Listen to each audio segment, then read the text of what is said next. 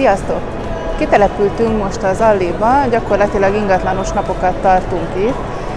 Készültünk sok mindennel, beszélgethetünk is az ingatlanokról, ingatlan típusokról, eladó, kiadó, eladói oldal, vevői oldal, helyzetspecifikumokról, hogyha van olyan kérdés, ami érdekli az embereket. Készültünk ehhez sok repianyaggal és promóanyaggal, illetve egy játékkal is, amit látszik mögöttem, egy szerencsekerékkel, ingatlannal kapcsolatos kérdésekre kell válaszolni, és nagyon izgi ajándékokat lehet nyerni, például lufit, csokit és a többit. Jól érezzük itt magunkat, sokan megállnak, sok hasznos beszélgetés történik. Tartsatok majd velem máskor is, hogyha lesz ilyen. Szevasztok!